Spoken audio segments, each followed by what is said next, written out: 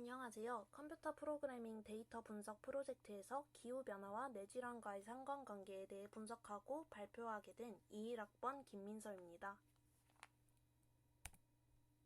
발표 순서는 프로젝트 목적, 데이터 전처리, 데이터 시각화, 프로젝트 결과 순서로 진행될 예정입니다. 저는 이번 프로젝트 주제 선정 과정에서 평소에도 관심을 가지고 있었던 사회적 이슈인 기후변화와 지구온난화에 집중하였습니다. 최근 기후변화는 전 세계적으로 심각한 문제로 떠오르고 있으며 인류 건강에 미치는 영향에 대한 연구도 활발하게 진행되고 있습니다. 제가 최근에 본 뉴스 기사인데요. 이 뉴스 기사에서도 알 수 있듯이 지구온난화가 심화되면서 치매와 뇌전증, 우울증과 같은 뇌질환이 확산되고 악화할 수 있다는 연구 결과가 나왔다고 합니다. 이번 분석에서는 2020년부터 2023년까지 총 4년간의 월별 평균 기온 데이터셋과 월별 뇌질환 환자 수 데이터셋을 사용하여서 기후변화와 뇌질환 발병률 간의 상관관계를 분석해보았습니다.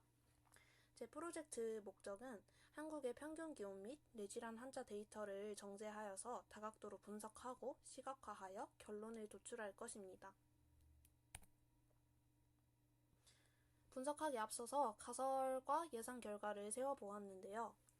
가설로는 월별 평균 기온은 어떤 트렌드를 보이는지, 월별 뇌질환 환자 수는 어떤 흐름을 가지는지, 최종적으로 기온 변화와 뇌질환은 상관관계가 있는지, 로 총 3가지 가설을 세웠고 이 물음에 대한 답을 채워가는 방식으로 진행될 것입니다.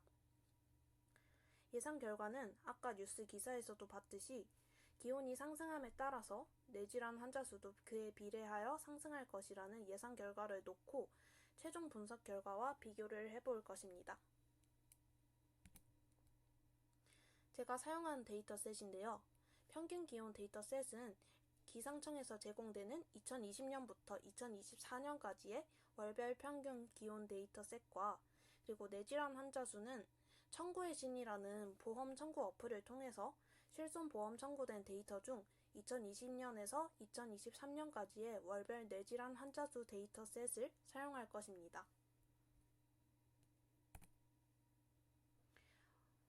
전처리에 앞서서 월별 평균 데이터를 살펴보니까 일단 이 연, 월, 열에 필요없는 탭문자가 있어서 이를 제거해야 했고요. 또 제가 필요한 것들이 연월이랑 평균 기온 이 2가지 뿐이기 때문에 나머지는 다 삭제를 시켜줘야 했습니다. 또 기준 연도를 이게 2020에서 2024년까지의 데이터라서 2024년은 삭제를 해줘도 될 것 같습니다. 전처리를 할 건데요. 일단 템프 데이터에다가 연월열과 평균 기온 열만을 추출을 해서 넣어줬고요. 그리고 아까 필요없는 템 문자를 제거하기 위해서 스트립으로 제거를 해줬습니다. 총 이렇게 데이터가 나왔고요. 그리고 이거는 2024년까지의 데이터이고 2024년을 제거한 데이터를 이렇게 따로 만들어 주었습니다.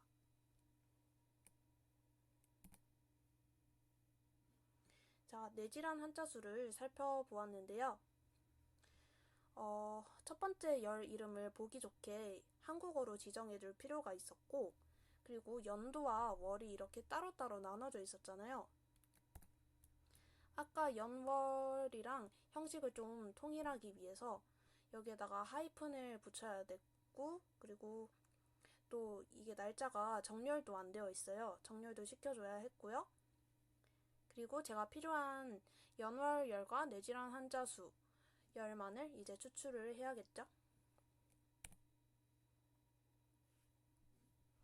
네, 일단 필요한 연도랑 월이랑 뇌질환 환자 수 이렇게 3가지를 추출해서 브레인 데이터에 넣어주었고요.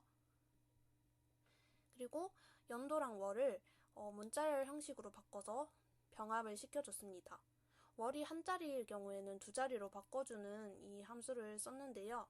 이게 5월인데 원래 이게 05로 되어 있어야 하기 때문에 이렇게 2자리로 바꿔주었고요.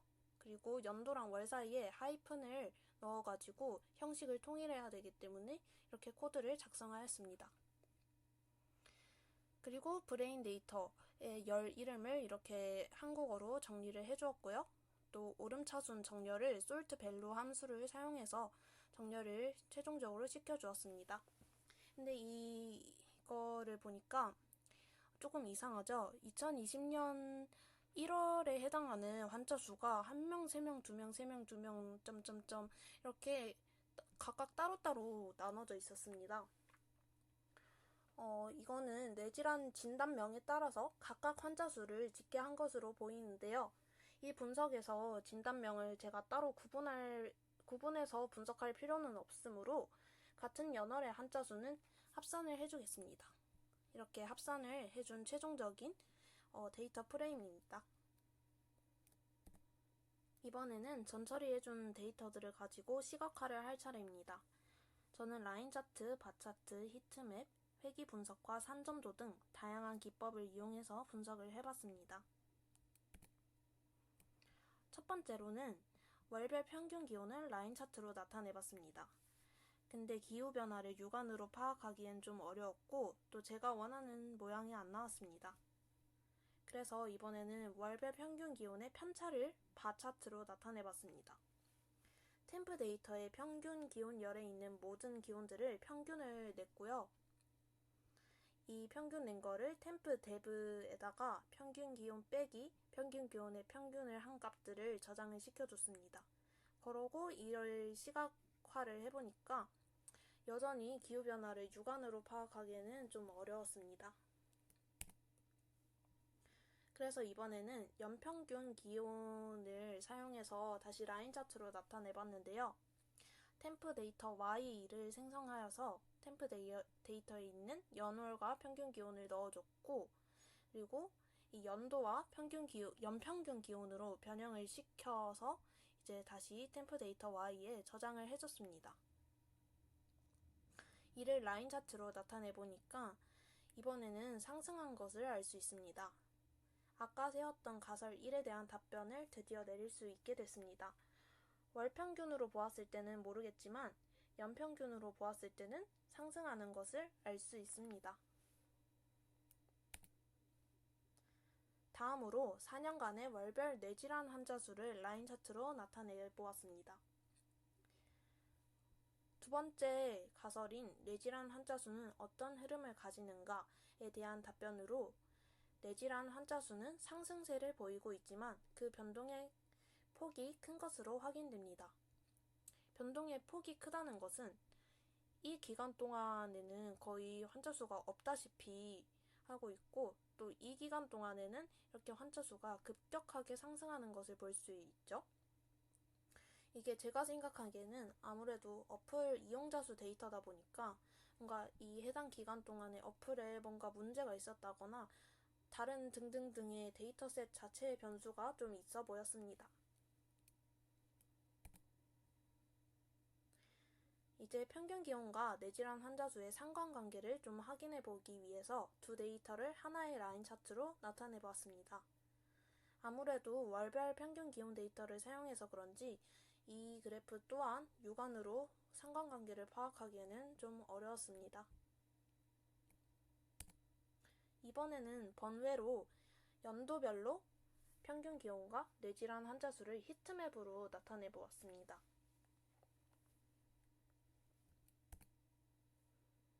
이제 회귀 분석을 할 것인데요.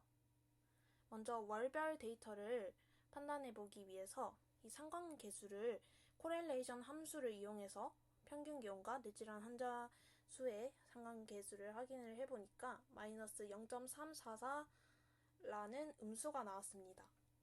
이건 사실 제가 원한 결과가 아니어서 좀 당황했는데요.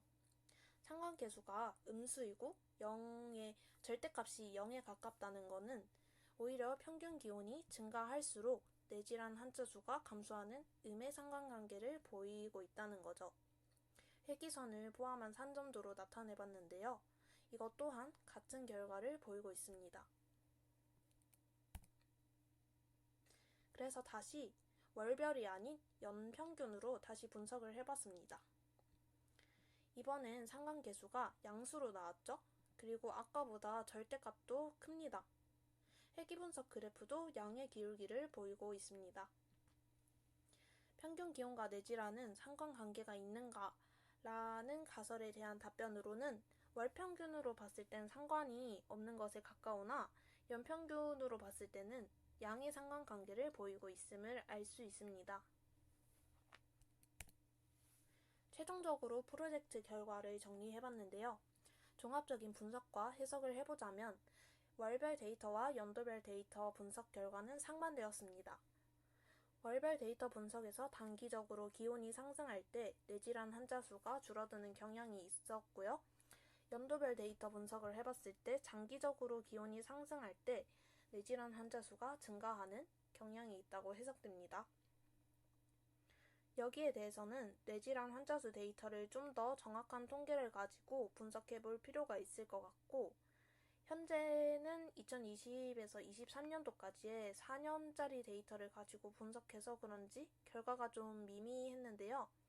이거보다 좀 더 한 10년짜리 정도의 한 장기적이고 광범위한 그런 데이터들을 가지고 한다면 제가 원하는 결과가 나올 수 있을 것 같습니다. 더 나아가서 뇌질환에 영향을 미치는 환경적 요인이라든지 의료 접근성이나 생활습관, 이런 다양한 변수들을 고려해서 총체적인 분석이 필요하다고 생각됩니다. 이상 발표를 마치겠습니다. 감사합니다.